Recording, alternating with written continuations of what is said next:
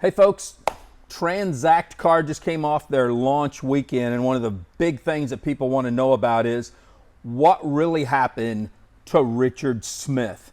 And as you guys know, Richard Smith is one of the co-founders of TranzactCards, and he's stepping down. He's going to go into the field as a digital branch owner. And man, the rhetoric has been going crazy. And that's what we're going to cover, along with a boatload of other stuff in this review of TranzactCard. Hi, my name is Troy Dooley. I'm the Beachside CEO. I'm not affiliated with TranzactCard in any way, shape, or fashion. I know a lot of the executives. I know a lot of the top digital branch owners out in the field, and I know a lot of just the people that are there. So I've decided I want to cover this because I think it's very, very important. When you hear rhetoric, you start to wonder, what can I believe and what can't I believe? And I think that my second review that we did last week kind of covers this. They have brought in over at TranzactCard a phenomenal fintech compliance team that literally is going through the company and cleaning it up from outside, inside, the whole kit and caboodle. And you guys know from the past what I've talked about is, in order for them to ever get to the level that they've talked about at becoming a banking franchise, into real estate, into investments, into the real estate investment trust, any of this, you have to have impeccable leadership. Your co-founders can't have any type of blemishes for the most part on there. And a lot of people have questioned that and said, well, Troy, what about Jamie Dimon over here? And what about all these other big Wall Street? If you look at this, they've not been in situations that were criminal. They weren't in situations where fraud, even civil fraud. And when they do get into these situations on Wall Street, you're talking about multi-billion-dollar businesses that have deep pockets, that settle these things in a civil court far more than criminal. And if it is criminal, it's usually the corporation, not the individuals. So when I started seeing rhetoric come out this weekend from the launch event, it's like, oh, here we go again. And that's what I want to cover. Richard Smith has a colorful background. Most of you that follow me know I've got a colorful background. I can be on the board of a publicly traded company if I disclose all my background. But if that company was in the banking industry, if it was in the investments industry, anything like that, they're going to ask me to step down, because they want pristine backgrounds. They want people that they know have the best interest at heart for the people. Now, I don't know Richard Smith. We've met in passing in the industry. I don't know him personally. I know a lot of people around him. He definitely was a serial entrepreneur. He's had his ups and his downs. I don't know what his intent is. I don't know what his philosophy in life is, but I tend to err on the side of, I think most people are good. And you can have a whole lot of failures and have one win and make it. One of my early mentors, Terry LaCour, taught me that. So in looking at that, we've got to look at the fact you're not looking at a company who's trying to get rid of people or cover up anything. They're getting their act together and they're cleaning it up. And that leaves their co-founders, Jared Moss, who I've talked about, Jared, and Peter. And they sat down while they were there. Peter Rancie, I think is how you pronounce his name. And they went over everything with their people. They just sat there on the stage from the information that I received. And this is what they covered. So let's cover real quick the most current information on TranzactCard. Says, we will not disclose the name of the bank so that we can protect each of you, the bank, and the company. People, oh my gosh, non-disclosure. That's not what they're saying. Here's what happens. Every naysayer out there starts calling the bank, using their name. It messes up all of their reputation online, and they've not done anything at all. Then the reps start calling the bank to ask if it's really true, if the bank is one of their partners. Does it really matter? At the end of the day, what's it matter if they get a bank partner? Now, if they don't get a bank partner, if this is just smoke and mirrors, then it would matter. And then Jared and Peter would be no different than any other shyster. And as much as I get frustrated with Jared Moss and some of his antics over the years, I don't think he's out there to screw anybody, to be quite honest. Says we face challenges like gremlins and other naysayers we're definitely getting noticed. Well, it's network marketing. Everybody gets noticed. That's no big deal. I don't know if these guys realize not all the time when you're getting noticed is that a good thing, though. I will say that this old methodology of any press is good press, that is not true in the 21st century whatsoever. Great companies have gotten negative press and it can put you out of business. You do not want that. So you want to be able to make sure everything you're doing is top notch, straightforward, to the point. Just as we're sitting here face to face, foot to foot with you, we've done the same thing with our bank. With our bank partner multiple times. We visited their campus and met with their executives, and we have their approval. Now, they say they have their approval, but then they go on to say that each of the processes is going through a compliance. They're going through all of their stuff. So, look, anybody can change their mind at the end of the day, but I don't believe that these people would be saying, hey, we've gotten approval. Is that approval a verbal approval? Is that in writing? Is that approval, but we have a lot of stuff that we want you guys to do first? It's probably a combination of all that if you're really just honest. The bank, what else do we got? Oh, the bank services will include digital accounts, physical cards, checking accounts, saving accounts, FDIC insurance, and support of the ITIN, which is the Individual Taxpayer Identification Number. So basically what they're saying is we are going to be KYC and AML approved. We're going to be top notch. Everybody that's got an account is going to be an approved individual. They're going to know their customer, KYC. That's what that's saying. Process and timing of cards and bank accounts. The bank accounts and the card issuance processes require approval from 5 different groups: the bank, the processor, the program manager, the network, and the card printer. While everything has been submitted, each have their own independent processes and timelines. So, give it time. You might get your account and a digital card before you get a physical card, something like that. Digital accounts, regarding the timing of accounts and cards. The digital accounts we expect to be live in the first 2 weeks of December. Physical cards, the first order of 50,000 have been ordered. We hope to have them before Christmas. If you're saying 50,000 cards, understand these are customers. This is from a customer standpoint. They don't have 50,000 active reps, but from my understanding from talking to insiders, they do have close to 50,000, what we would know as customers. So you need to keep that in mind right there. Requirement of Social Security numbers. This is interesting because I thought they were doing that from day one. That is something that their team would have. It seems like they would have wanted to do. I don't know. It says U.S. Patriot Act requires identification and verification of each person.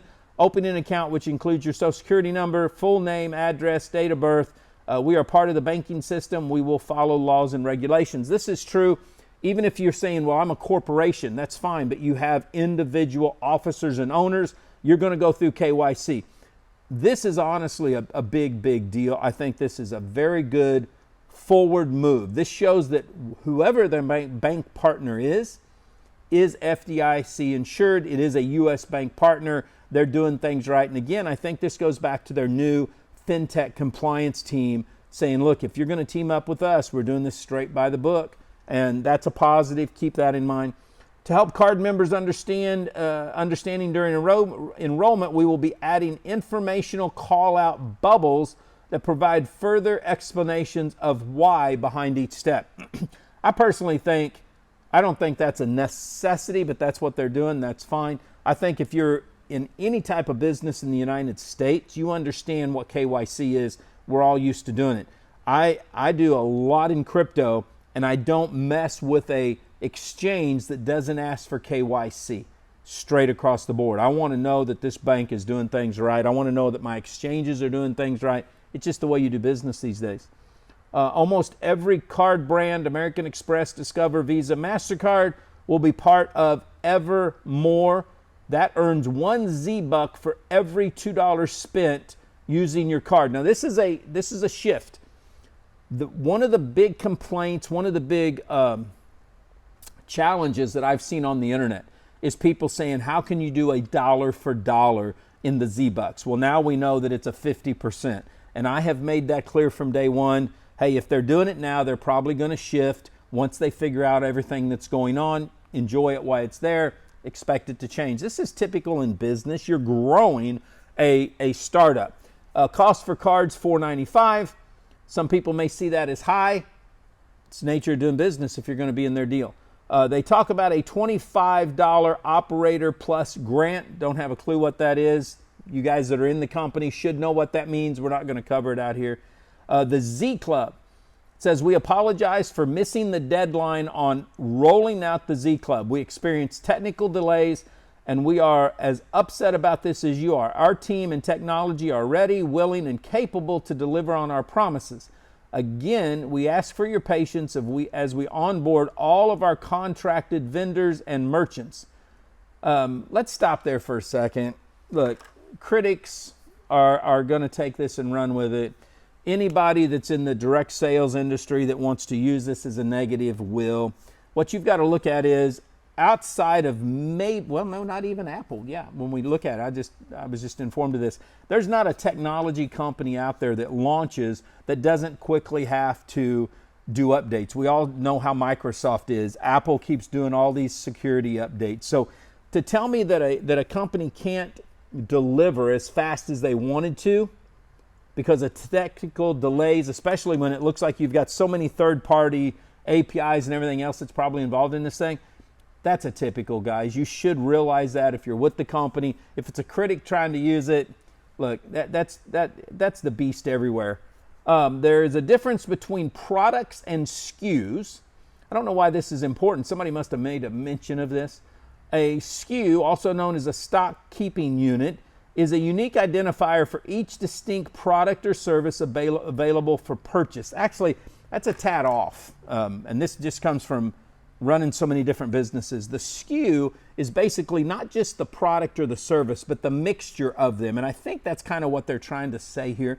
So if you've got a SKU for a pair of glasses, like my reading glasses, but you want to mix those reading glasses with, let's say, my custom coffee cup, that's going to be a different SKU that comes out because that's a SKU for a new patch. A lot of companies these days are doing SKUs on the fly. Some of them will mix and match SKUs. So that's where this comes from. But from what they're saying here, they're going to have, in the sports apparel, over 2,000 products. You'll be able to mix and match those over 50,000 ways. Home goods, they got 1,000 products. You're going to be able to mix those over 20,000 ways. When you will look at outdoor products and apparel, they have 10,000 products.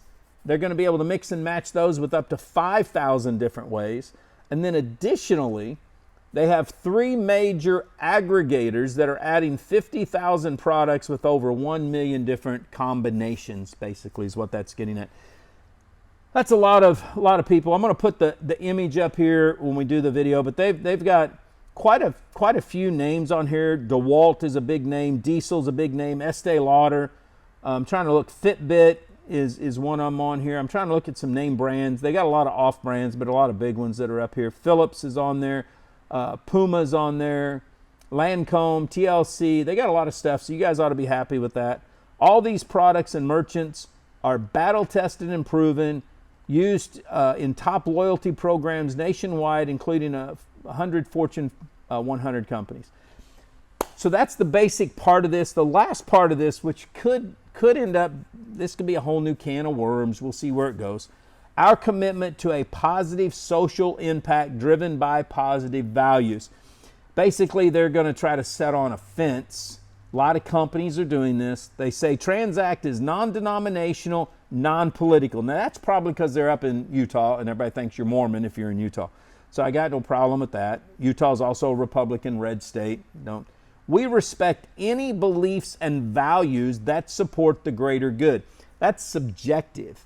Okay, so that's going to be one that's going to be in question because it can look like the greater good and not be. That's the key. And the greater good of what? This is where, look, I'm telling you where critics are going to pop back in. We champion the concept of human flourishing, which is about creating conditions where individuals and communities can thrive, develop their potential, and lead fulfilling lives. This is all rhetoric. It's just their political spin on rhetoric on things. Somebody will grab it and run with it.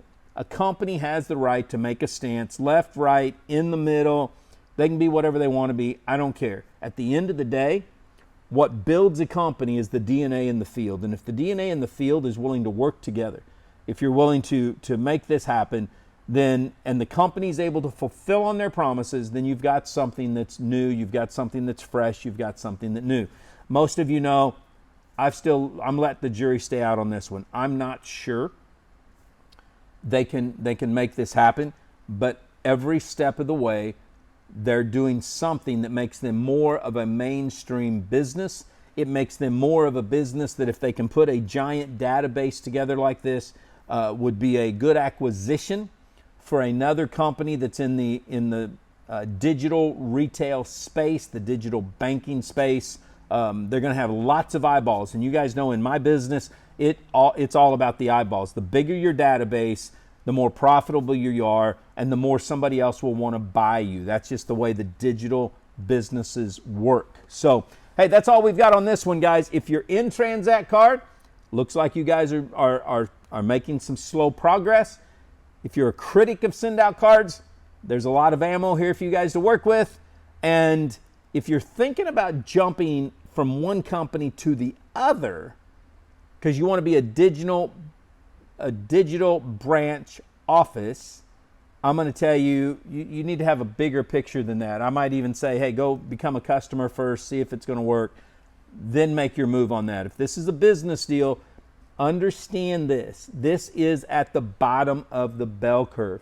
You need to be a pioneer, an early adapter. Okay, you don't want to be somebody that gets all frustrated when things don't work right. Okay, this is where innovators, pioneers, early adapters will thrive, make a lot of money, just like the early days in crypto. But if you're used to being in Amway and you're joining TranzactCard, your nerves are going to get shot. It's just the way it works. So, hey guys, hope you guys are having a great day. Remember, live life like it's an epic adventure. Stay dangerous, stay strong, and if you're a home-based business entrepreneur, act like it.